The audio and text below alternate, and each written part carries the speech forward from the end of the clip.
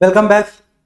आप अभी देखते हैं नेक्स्ट लेक्चर जो कि हम कंटिन्यू कर रहे हैं हाइड्रोलॉजी में। तो हाइड्रोलॉजी में अभी तक हमने जो देखा है, तो हमने rain gauge, numbers of rain gauge, इन सब का कैलकुलेशन, थ्योरेटिकल पार्ट भी देख लिया है। फिर उसके बाद हमने प्रेसिपिटेशन, अमाउंट ऑफ प्रेसिपिटेशन मतलब डेप्थ ऑफ प्रेसिपिटेशन, उसका कैलकुलेशन, उसका थ्योरी, सब पार्ट देख लिया।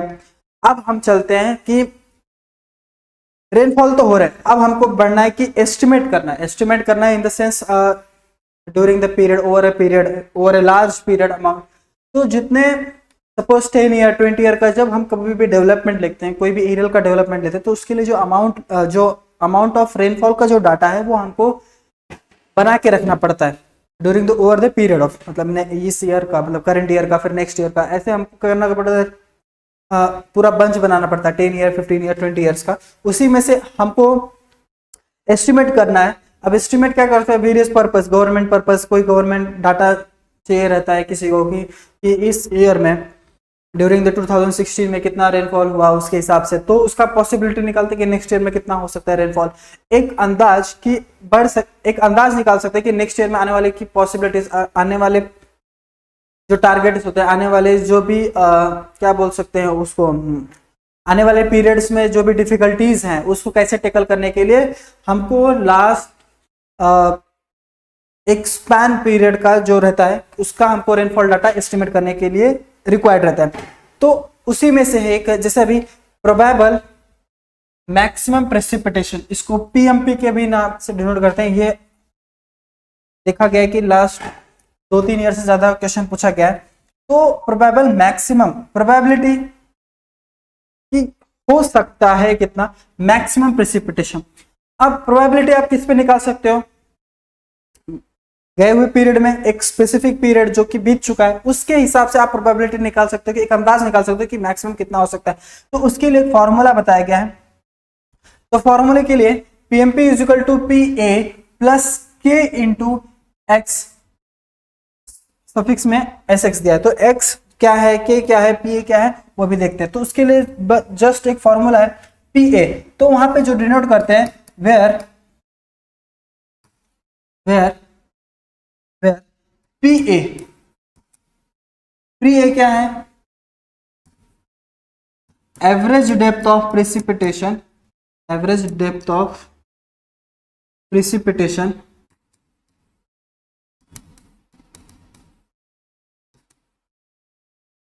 ऑफ रीजन बोलो, बेसिन बोलो, of basin over a specific period.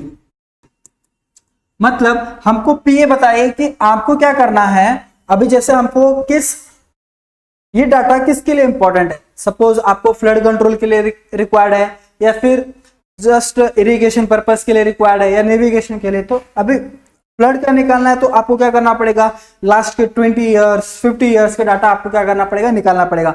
Suppose irrigation point of view से अगर देख रहे हैं तो लास्ट 5 ईयर्स 7 ईयर्स, जो भी एज पर रिक्वायरमेंट, आपको रीजन में कितना रिक्वायरमेंट, तो उसी के हिसाब से यहाँ पे आप किस लिए मैक्सिमम प्रोबेबल मैक्सिमम प्रेसिपिटेशन किसके लिए निकाल रहे हैं वो देखा जाता है। तो उसके लिए सपोज आप निकाल रहे हो किसी एक इरिगेशन फॉर एग्जांपल, तो आपको क्या करना पड़ेगा, तो सबसे पहले आपको पीएच पता होना चाहिए कि प्रेसिपिटेशन बीते हुए 5 साल में कितना हुआ, प्रेसिपिटेशन उसका डेप्थ कितना हुआ। तो वही है average depth of precipitation of basin किस रीजन में है ओवर ए स्पेसिफिक पीरियड, आपको कितने पीरियड में चाहिए, या फिर 2016 में कितना हुआ, या फिर आज के हिसाब से हमको स्ट्रॉन्ग वाटर ड्रेनेज का डेवलपमेंट करना है तो हमको क्या करना पड़ेगा, लास्ट 20 ईयर तो निकाल रहे हैं, लास्ट ईयर में भी देखना पड़ेगा कि रेनफॉल कितना हुआ है, तो उस हिसाब से डेवलपमेंट किया जाता है। नेक्स्ट के इज कोएफिशिएंट है, सॉरी ये कांस्टेंट है ऑफ रीजन और बेसिन बोल लीजिए, और बेसिन। एरियल वाइज क्या करते हैं, मेट्रोलॉजिकल डिपार्टमेंट ने क्या किया है, एरियल वाइज उन्होंने कुछ कांस्टेंट मार्किंग दिए हैं। तो आपको ये कांस्टेंट वो रीजन वाइज पे डिवाइड करते हैं। तो ये जनरली 1 से बिलो रहते हैं, नियर अबाउट 2 से बिलो रहते हैं, 1 से बिलो रहते हैं 0.58 0.42। ये एरियल वाइज उन्होंने कांस्टेंट वेरीज करके दिया, उसका पूरा फ्लो चार्ट दिया है, वो आपको मेट्रोलॉजिकल डिपार्टमेंट से मिल जाता है। तो ये के वहां से निकालना है। अभी हमको देखना है कि ये हमको गिवन भी रहता है, के क्या होता है आपको गिवन रहता है। फिर आता है आपका एक्स एस सफिक्स में S x which is the coefficient of deviation. यहाँ पे बताएं coefficient of deviation, coefficient of deviation आपको पता होना चाहिए, डेविएशन, ठीक है। तो कोएफिशिएंट ऑफ डेविएशन कैसे निकालोगे, जैसे अभी लास्ट 10 ईयर लास्ट 5 इयर्स का जो प्रेसिपिटेशन होता है उसके बेस आपको करना है कोएफिशिएंट ऑफ डेविएशन, अब वो निकाल सकते हो। अब जो स्पेसिफिक पीरियड के लिए आप क्या कर रहे हो, निकाल रहे हो, जो स्पेसिफिक पीरियड के लिए आप ये निकाल रहे हो उसी स्पेसिफिक पीरियड का आपको करना है कोएफिशिएंट ऑफ डेविएशन भी निकालना है। तो coefficient of deviation for specific period आपको निकालना है। तो आपको ये जनरली आपको पता चल गया होगा कि कौन कौन से टर्म्स में यहाँ पे यूज हुए हैं, तो ये सारे डाटा आप वहां से निकाल सकते हो। तो पी आपको प्रेसिपिटेशन में आपको बहुत सारे प्रेसिपिटेशन लास्ट 5 इयर्स के डाटा दे देंगे, उसके हिसाब से न्यूमेरिकल। तो अभी तक के लिए तो न्यूमेरिकल इतना इंपॉर्टेंट नहीं है, ये 4 मार्क के लिए पूछा है थ्योरेटिकल में, तो आपको सिर्फ फॉर्मूला निकालना है। तो प्रोबेबल मैक्सिमम प्रेसिपिटेशन किस लिए यूज होता है, आप उसका यूजेस बता सकते हो। यूजेस के लिए क्या कर सकते हो, यहाँ पे बता सकते हो स्टॉर्म वाटर डेवलपमेंट के लिए भी यूज होता है, स्टॉर्म वाटर डेवलपमेंट के लिए यूज होगा। नेक्स्ट फ्लड कंट्रोल के लिए भी यूज हो जाएगा, फ्लड कंट्रोल के लिए भी यूज कर सकते हैं। थर्ड और क्या, नेविगेशन के लिए भी हो सकता है, एरिया के लिए। फोर्थ इरिगेशन के लिए भी हो सकता है।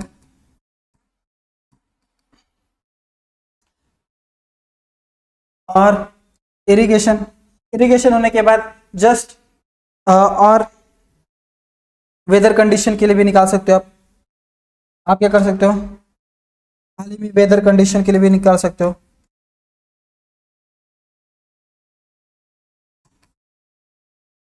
वेदर कंडीशन के लिए भी आप इसका यूज कर सकते हो। तो यूज आपको पता होना चाहिए कि किस लिए होगा।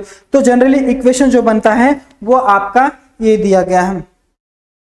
नेक्स्ट बढ़ते हैं कि रिलेशन बिटवीन द एक्सट्रीम और आपका एवरेज प्रेसिपिटेशन क्या होता है। तो एक्सट्रीम मतलब आपका मैक्सिमम हो गया, एवरेज मतलब आप एवरेज निकालते हो, मिनिमम कंडीशन, इसी को ही प्रेसिपिटेशन। जितना ज्यादा प्रेसिपिटेशन उतना आपका एक्सट्रीम कंडीशन, जितना लो प्रेसिपिटेशन मिनिमम प्रेसिपिटेशन। प्रेसिपिटेशन का बस एक ही इंटेंस है, कैलकुलेट करके एस्टिमेट करके रिकॉर्ड डाटा जो 10 से 15 साल का रख रहे वो just for the development purpose, और बहुत सारे एनालिसिस जो है बहुत सारे पर्टिकुलर यूज के लिए भी होता है। जब अधिकतर जो होता है ना, अधिकतर जो आप यूज करते हैं जो इतना डाटा है वो इरिगेशन डिपार्टमेंट और फ्लड कंट्रोल में अधिकतर ज्यादा यूज किया। यूज तो पर्टिकुलर हर जगह पे है, लेकिन इसका बेनिफिशियल एस्टिमेट जो रिकॉर्ड रखना ही इनके लिए होता है, क्योंकि फ्लड कब आ सकता है कब नहीं, या नेविगेशन के लिए हो चाहे इरिगेशन के लिए हो, वो सारे के लिए यूज किया जाता है। तो मेट्रोलॉजिकल डिपार्टमेंट ये सारे डाटा अपने पास रखते हैं। नेक्स्ट प्रोबेबल मैक्सिमम प्रेसिपिटेशन के बाद नेक्स्ट है आपका डीएडी कर्व, मतलब depth and duration. Depth and duration curve नाम में ही लिखा है, depth and duration. Depth in the sense आपका रेनफॉल हो गया, ड्यूरेशन मतलब टाइम होगा, और उसके बीच में जो कर्व प्लॉटिंग होता है उसी को डीएडी कर्व बोलते हैं। अभी डीएडी कर्व होगा, सपोज इसका इतना आया होगा, इसका इतना होगा, इसका इतना होगा, थर्ड का उसके ये curve which is helpful for the unknown period mentioned to calculate the maximum intensity। अब जो unknown period होते हैं, मतलब इन द सेंस जो बताना है कि unknown period you have to calculate the maximum intensity at which the unknown period of the time। तो आपको क्या करना पड़ता है, तो unknown जो पीरियड होते हैं उसके बीच में जो इंटेंसिटी फाइंड आउट करनी होती है, तो उसके लिए सबसे इंपॉर्टेंट होता है आपके लिए डीएडी कर्व।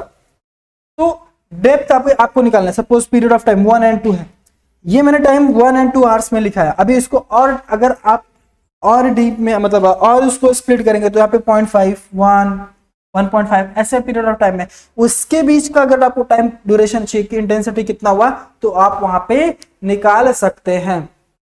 ठीक है, अभी इसको स्केल बढ़ा दीजिए, आप उसको डेज में कन्वर्जन कर दीजिए तो आपका इंटेंसिटी आ ही जाएगा। ठीक है, तो ये टाइम है, आप इसको डेज में भी कन्वर्ट कर सकते हैं, वीक में भी कर सकते हैं, मंथ में भी कन्वर्ट कर सकते हैं, ईयर्स में भी कन्वर्ट कर सकते हैं। तो डीएडी कन्वर्ट करने के लिए सबसे इंपॉर्टेंट है आपके लिए कि जो कर्व प्लॉटेशन है उसके बीच का जो इंटेंसिटी आप निकाल रहे हैं, तो उसके लिए जो बेस्ड फॉर्मूला है वो आपके लिए ये हो जाता है। तो इंटेंसिटी का सबसे बेस्ट इंपॉर्टेंट है, तो I intensity is equal to C capital C divide by P multiply by area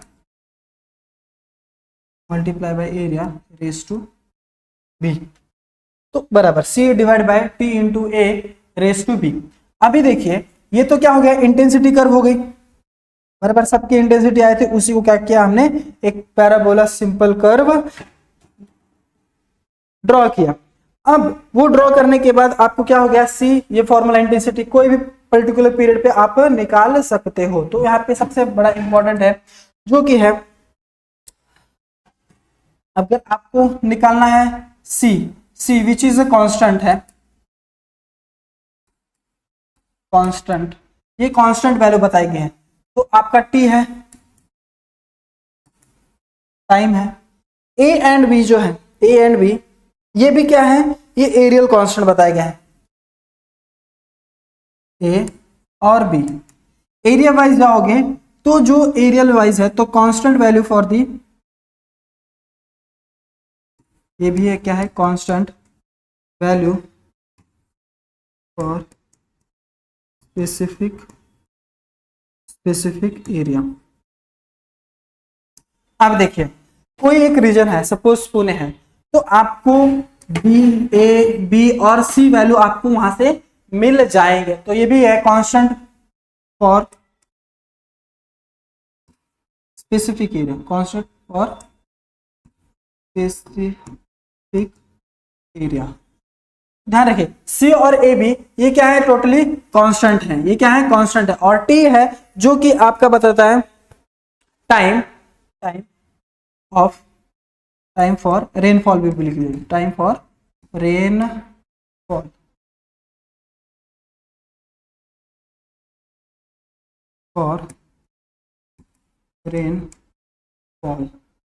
अभी ये टाइम आपका कुछ भी हो सकता है, टाइम ही ना आवर्स जो भी होगा, यहाँ पे आवर्स है तो हमने आवर्स मेंशन कर दिया, तो आवर्स भी हो गया, तो क्या होगा, टाइम आपका आवर्स में भी हो गया, मिनट में भी निकाल सकते हो। अब बेहतर हो इसका, ये तो आवर्स में, आप इसको चाहो तो मिनट में निकाल सकते हो by use of intensity formula which is C divide by T into A bracket raise to B है। तो सी, ए और बी ये क्या है, एरियल कांस्टेंट है, एरियल कांस्टेंट जो कि है आपको गिवन रहता है हमेशा, टी टाइम ड्यूरेशन जिस हिसाब से बोला गया, जिस पीरियड ऑफ टाइम के लिए बोला गया, वो चाहे मिनट में हो चाहे आवर्स में भी हो, आप यहाँ पे लिख सकते हो, चाहे वो आवर्स में हो, चाहे मिनट में हो, चाहे मंथ वाइज हो, कोई भी पर्टिकुलर बोला हो तो आप वहां पे लिख सकते हो, और सी का कांस्टेंट है। तो ये हो गया है डी एंड डी कर्व। अब डी एंड डी कर्व का बहुत ही इंपॉर्टेंट है कि यूज जो है वो यूज इस ये है कि आप मैक्सिमम डेप्थ किस मिनट पे हुआ वो निकाल सकते हो। तो सबसे इंपॉर्टेंट हो गया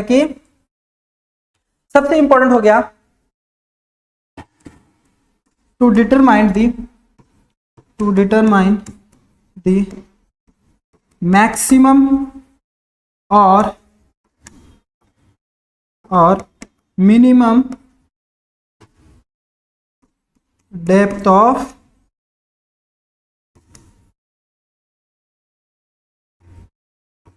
रेनफॉल इंटेंसिटी ओवर द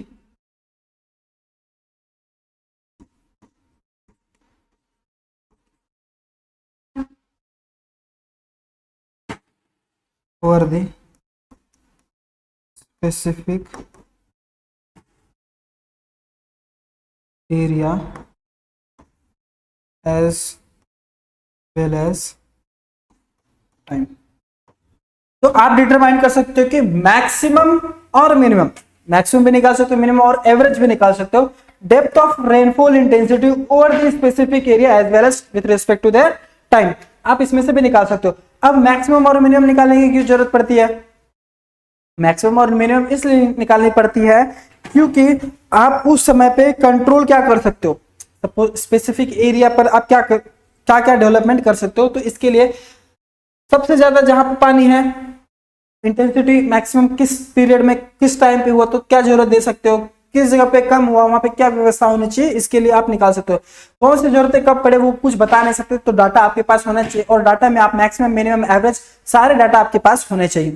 ठीक है, ये तो सबसे इंपॉर्टेंट हो गया कि आपके लिए मैक्सिमम और मिनिमम रेनफॉल आप इंटेंसिटी वहां पे बता सकते हो। तो डेप्थ एरियल ड्यूरेशन कर्व यही इंपॉर्टेंट है कि यहाँ पर मिनट का हो या फिर ईयरली का हो, सारे बेसिकली मिनट के लिए ज्यादा फेमस है कि मतलब आप उस एक मिनट में कितना डेप्थ हुआ ये सब निकाल सकते हो। तो पर्टिकुलर मिनट का भी यहाँ पे इंटेंसिटी कैलकुलेट करने आता है, इसीलिए डीएडी कर्व प्लॉट किया जाता है। ओके, तो ये हो गया depth area duration curve.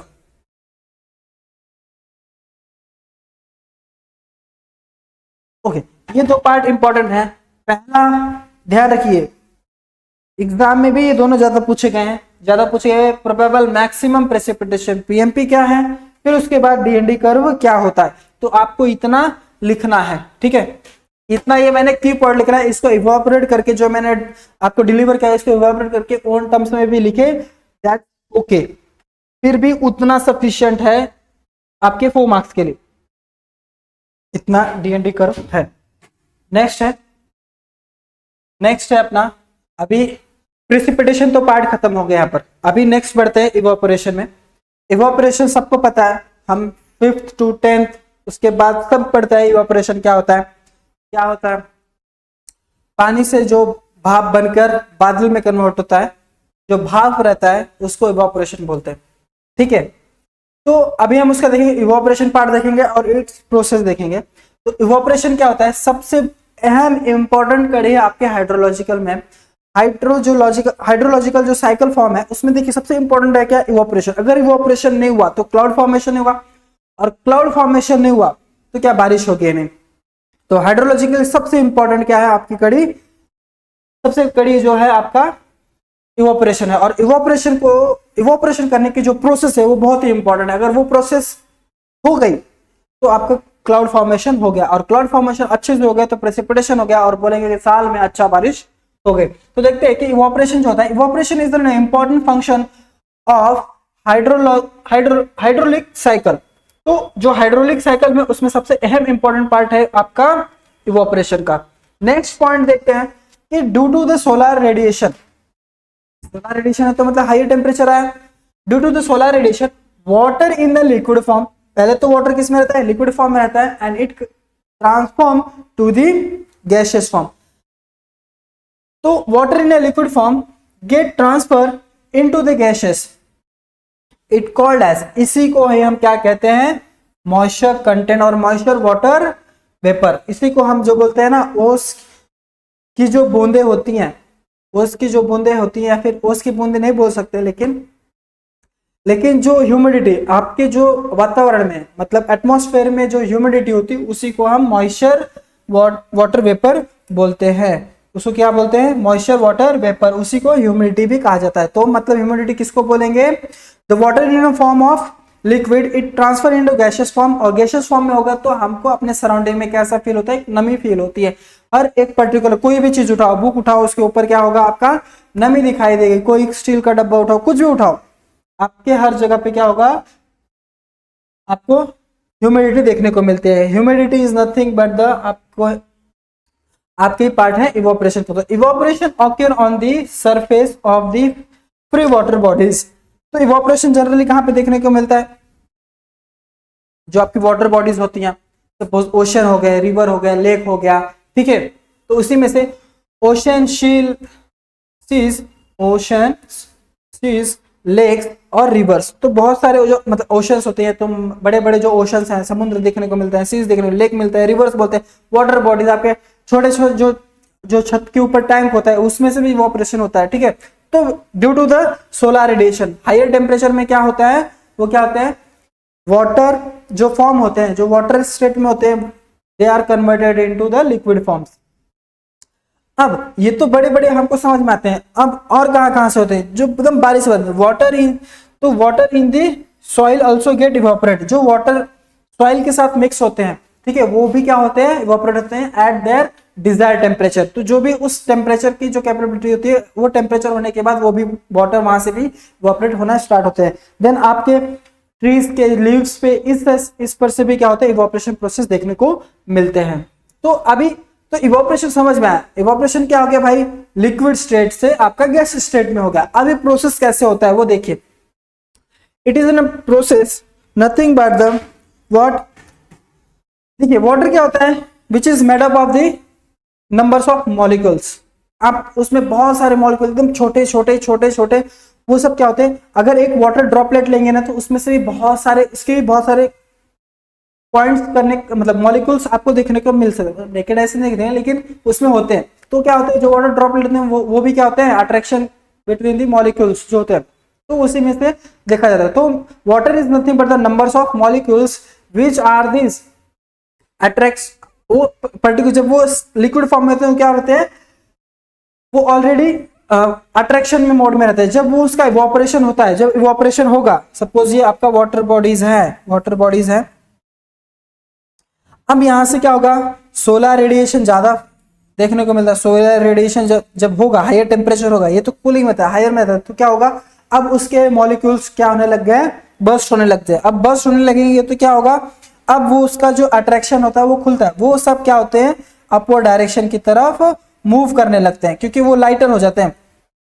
Wait में कैसे होते हैं, लाइटर होने लगते हैं। अब लाइटर होंगे, ठीक है, मॉलिक्यूल्स क्या हो गए, अब जिधर पाएंगे, जिस तरफ जाएंगे उस तरफ, क्योंकि वो लाइटर हो गया एज कंपेयर टू वाटर, वो लाइट होने की वजह से वो क्या करेंगे, moves towards the upward side. वो क्योंकि अपना ये ऐसा थोड़ी होगा नीचे जाएगा, बेसिकली आप देखिए वेपर्स भी कहते हैं अपवर्ड डायरेक्शन में मूव करते हैं, तो मॉलिक्यूल्स क्या होने लगे, अपवर्ड डायरेक्शन में मूव करने लगे।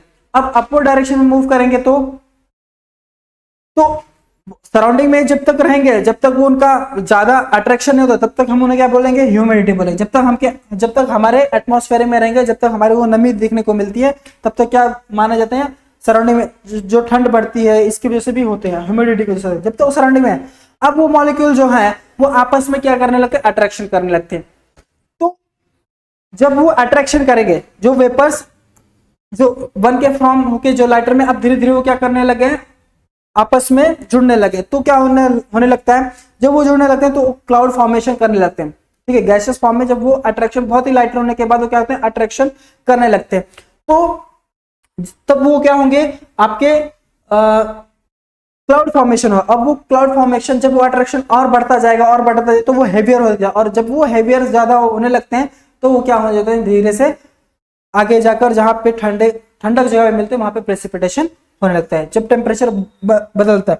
तो ध्यान रखिएगा, तो जो प्रोसेस होती है वो क्या होती है, attraction between the molecules. Water में बहुत सारे नंबर ऑफ मॉलिक्यूल्स होते हैं, जब वो सोलर रेडिएशन के कांटेक्ट में आते हैं तो क्या होते हैं, वो बर्स्ट होने लगते हैं, धीरे धीरे मॉलिक्यूल अपवर्ड डायरेक्शन में जाते हैं। फिर अपवर्ड डायरेक्शन करने के बाद वो भी अपने आप में वो अट्रैक्शन करते हैं। तो attraction between molecules is depend upon their molecules is directly proportional to mass.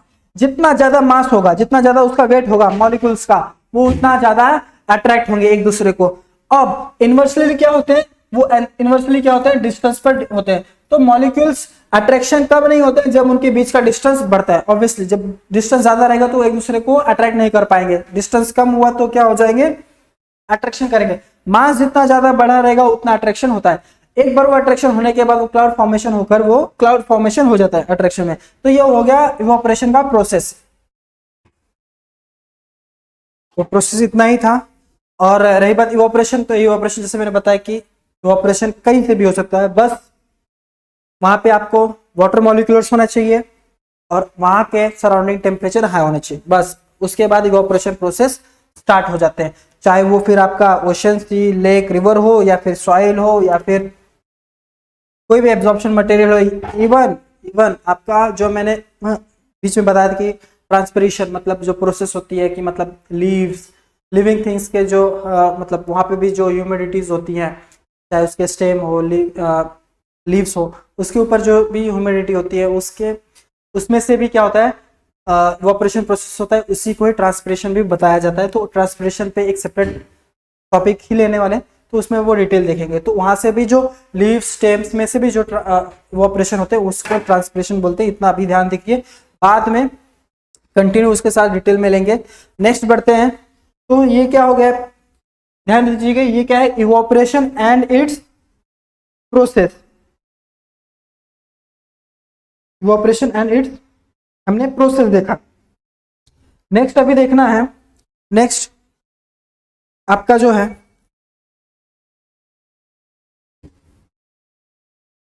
Next जो है वो है factors affecting the evaporation and it's rate. तो प्रोसीजर हमने देख लिया, अब वो प्रोसीजर कैसे होती है क्या है वो तो पता चल गया। अब देखते हैं कि कौन कौन से फैक्टर इस पे इन्वॉल्व होते हैं कि आपका जो इवोपरेशन जो रेट हो रहा है या फिर इवोपरेशन जो हो रहा है उसमें आने वाली फैक्टर्स क्या होते हैं जो अफेक्ट करते हैं जो कि रेट इंक्रीज और डिक्रीज करने के लिए। तो ये बहुत ही इंपॉर्टेंट है, क्यों, अगर हमको पता चल गया कि कौन कौन से फैक्टर्स जो हैं वो इवोपरेशन प्रोसीजर को बढ़ाते हैं, तो अगर हमको इवोपरेशन नहीं चाहिएगा तो हम उसका कोई एक तिकड़म निकालेंगे। तो मतलब क्या कुछ उसका उसके ऊपर एक रिसर्च कर सकते हैं कि मतलब उस इवोपरेशन, अगर हमको वाटर को इवोपरेशन नहीं होने देना है तो उसको कैसे बचाया जाए, उसका रेट को कैसे डिक्रीज किया जाए ताकि क्या हो सके, कम से कम वाटर इवोपरेट तो होगा, हम उसको क्या कर सकते हैं, डिक्रीज कर सकते हैं। तो वाटर की ड्यूरेबिलिटी हो सकती है, तो कंजम्पशन के लिए हमें होता है। अभी जैसे इवोपरेशन होता है, अभी जैसे हमारा रिजर्वायर हो गए, डैम्स हो गए, तो हमको वहां पे जरूरत पड़ता है कि हमको वहां पे पानी बचा के रखना है, ना कि इवोपरेट करना है। तो एक वो भी एक बड़ा टॉपिक है, वो भी हम देखेंगे, उस पर भी एक सेपरेट होने वाला है आगे। तो यहाँ पे भी उसका ही पार्ट डिस्कस होगा कि इवोपरेशन को कैसे हमें, अगर हमें कुछ जगह से इवोपरेट करना है तो हमको क्या करना पड़ेगा, ठीक है। तो जहाँ पे तो इवोपरेशन देखिए, रेडिएशन है, अभी रेडिएशन मतलब हायर टेम्परेचर, वो अपने पास उतनी शक्ति नहीं है, मतलब ह्यूमन बींग्स के पास उतनी शक्ति नहीं है कि मतलब एक जगह के लिए इतना रेडिएशन जनरेट किया जाए। अगर करना है तो उसमें मतलब ट्रिमेंडस इंक्रीज ऑफ कॉस्ट है, तो वो पॉसिबल नहीं है। हाँ, जहां पे हमको इवोपरेशन प्रोसीजर को रोकना है वहां पे भी हम कुछ वहां पे कर सकते हैं कि मतलब टेम्परेचर या फिर ऐसा बना के रख सके, ठीक है। तो रिड्यूस करने की कैपेबिलिटी हम सब में है, लेकिन अभी सबसे पहले देख लेते हैं कि किस वजह से क्या इफेक्ट पड़ता है। तो सबसे इंपॉर्टेंट है आते हैं कि देखिए, ध्यान दीजिएगा, यूनिवर्सिटी के एग्जाम में इसको भी 4 मार्क के लिए पूछा गया है, 4 मार्क्स। तो 4 मार्क क्वेश्चन भी कैसे बन जाता है, describe your evaporation and its procedure and as well as explain the factors affecting the evaporation rate of evaporation, ऐसे भी क्वेश्चन बन सकते हैं। तो सबसे पहले आपको देखना है टेम्परेचर, सबसे इंपॉर्टेंट अपना फर्स्ट बन रहा है कि टेम्परेचर का क्या इफेक्ट हो सकता है। तो फर्स्ट बन रहा है टेम्परेचर, अगर हमारा टेम्परेचर हाइयर है तो इवोपरेशन भी हाइयर होगा, एग्री ना। तो मतलब टेम्परेचर अगर हाई है तो क्या होगा, रेडिएशन भी हाइयर रहेगा, तो सराउंडिंग जो टेम्परेचर वो भी क्या हाइयर रहेगा। अगर हाइयर बन रहा है तो जो कोल्डनेस है वो भी क्या होंगे, धीरे धीरे वो क्या होंगे, बर्स्ट होंगे। अगेन जो उनका अट्रैक्शन होता है वो भी क्या डिस्क्लोज होने लगेंगे, तो अट्रैक्शन जो है वो कम होगा, तो वो क्या होगा, अगेन वो क्या होगा, इवोपरेट होना स्टार्ट हो जाएंगे, इवोपरेशन प्रोसेस होना है। That means if temperature is increase the evaporation rate और rate of evaporation also get increase. अब ह्यूमिडिटी के केस में क्या है, अगर आपका ह्यूमिडिटी बढ़ गया तो इवोपरेशन कम हो जाएगा। कैसे, वो ह्यूमिडिटी मतलब उस समय पे आपका टेम्परेचर क्या होगा, लो रहेगा। ह्यूमिडिटी के केस में क्या होता है, टेम्परेचर लो होगा। अब उसका उल्टा कर दो, अगर टेम्परेचर लो हो गया इवोपरेशन क्या होगा, वो भी डायरेक्टली प्रोपोर्शनल है, temperature decrease evaporation rate also get decrease. तो ह्यूमिडिटी बढ़ गया मतलब क्या होगा, टेम्परेचर लो हो गया तो इवोपरेशन भी क्या हो जाएगा, कम हो जाएगा। तो ये दो इंपॉर्टेंट है। नेक्स्ट है सरफेस एरिया। अभी सरफेस एरिया, अगर आपके वाटर बॉडी का जितना सरफेस एरिया कम होगा, सरफेस एरिया कम होगा, इवोपरेशन क्या होगा, एक्सपोज वाटर क्या होगा, कम होगा। अगर आपका सरफेस एरिया बढ़ गया तो क्या होगा, इवोपरेशन के लिए एक्सपोज एरिया भी बढ़ जाएगा। एक्सपोज एरिया बढ़ गया तो क्या हो जाएगा, सारे इवोपरेशन भी बढ़ जाएंगे। तो मतलब मॉलिक्यूल जो होंगे वो डायरेक्टली रेडिएशन के कांटेक्ट में आएंगे। Again your molecular get burst and it goes on a upward direction and it travel in the lower temperature, and due to this lower temperature and the mass, again what attraction between the molecules वहां पे act होगा, और वहां पे attraction molecular अगर मास वहां पे बढ़ जाता है तो प्रेसिपिटेशन होने के भी चांसेस होंगे। तो ये प्रोसीजर हो गया, फिर से रिपीट होकर दिया। तो सरफेस एरिया क्या होगा, अगर बढ़ रहा है तो इवोपरेशन भी रेट बढ़ेगा, इवोपरेशन भी बढ़ेगा। नेक्स्ट विंड देख रहे हैं, विंड के केस में क्या होगा, अगर विंड बढ़ रहा है, अगर आपका विंड बढ़ रहा है तो क्या होगा, इवोपरेशन भी बढ़ेगा। कैसे, देखो जब विंड बढ़ता है, विंड कब बढ़ता है, आपने लू सुना होगा जो बोलते हैं, इन द सेंस मतलब गर्मी की जो हवा होती है वो जब बढ़ रही है, मतलब विंड भी बढ़ रहा है। अगर विंड बढ़ रहा है तो क्या होगा, ट्रेवल्स जो पार्टिकल्स होते हैं वो भी क्या ज्यादा दूर तक करते हैं। तो विंड का जो विंड प्रेशर बढ़ेगा या विंड बढ़ रहा है तो विंड बढ़ेगा तो ऑटोमेटिकली आपका इवोपरेशन भी बढ़ेगा। तो विंड कब बढ़ते हैं, अब विंड कब बढ़ते हैं, विंड का स्पीड, अगर विंड स्पीड बढ़ गया तो क्या होगा, इवोपरेशन से मैंने बताया कि वो डायरेक्टली प्रोपोर्शनल भी बढ़ेगा। तो विंड स्पीड कब बढ़ता है, जब उसमें कंटेनिंग ह्यूमिडिटी क्या होगी, ह्यूमिडिटी नहीं रहेगी तब विंड का स्पीड बढ़ेगा ना भाई। विंड क्या होगा, अगर ये खुद में ही वजन रहेगा तो ये स्पीड बढ़ेगा क्या, नहीं। अगर ये खुद में है, विंड अगर क्या है, विंड का स्पीड अगर कम है तो इवोपरेशन भी कम होगा। विंड स्पीड बढ़ा तो इवोपरेशन बढ़ेगा। कैसे, विंड खुद में अगर ह्यूमिडिटी मतलब खुद में ही टेम्परेचर अगर उसका कम है, मतलब कोल्ड कंडीशन में है, वो कम है, तो उसका जो ट्रेवलिंग टाइम है वो भी क्या हो जाएगा, ज्यादा रहेगा ना। तो मतलब कहने का मतलब अगर आपका विंड स्पीड अगर आपका ज्यादा है, मतलब उसमें ह्यूमिडिटी नहीं है, मतलब हायर टेम्परेचर है उस समय पे एटमॉस्फेयर का, तो अगर टेम्परेचर है, विंड स्पीड भी बढ़ रहा है तो इवोपरेशन भी बढ़ेगा। सेम उसका उल्टा, अगर विंड स्पीड कम है तो इसका मतलब उसमें कोल्डनेस है, उसका मतलब टेम्परेचर ज्यादा है नहीं। अगर ज्यादा नहीं है मतलब टेम्परेचर ज्यादा नहीं है, कोल्डनेस है, ह्यूमिडिटी है, तो इवोपरेशन भी कम होगा। बढ़ते हैं नेक्स्ट, एयर प्रेशर, वायु दबाव जिसको बोलते हैं। तो एयर प्रेशर अगर कम हो रहा है तो इवोपरेशन बढ़ रहा है। अगर एयर का प्रेशर क्या हो रहा है, कम कर रहे हो, एयर प्रेशर ज्यादा नहीं लग रहा है, ठीक है। एयर प्रेशर को आप क्या विंड के हिसाब से, अब विंड के बाद एयर प्रेशर इसीलिए क्योंकि विंड में ट्रेवल कर रहे हैं। अगर उसमें से भी अगर एयर का प्रेशर लग रहा है, अगर एयर का प्रेशर लग रहा है मतलब आपका वो क्या बना रहा है, एटमॉस्फेरिक उसमें क्लोज बना रहा है। अगर क्लोज बना रहा है तो मतलब क्या, विंड का जो एयर प्रेशर अगर कम हुआ, अगर एयर प्रेशर कम हुआ मतलब वायु का दबाव कम हुआ तो क्या होगा, इवोपरेशन रेट बढ़ेगा। तो मतलब वो जल्दी से अपवर्ड डायरेक्शन में जाना चालू हो जाएगा। इतना क्लियर है, ठीक है।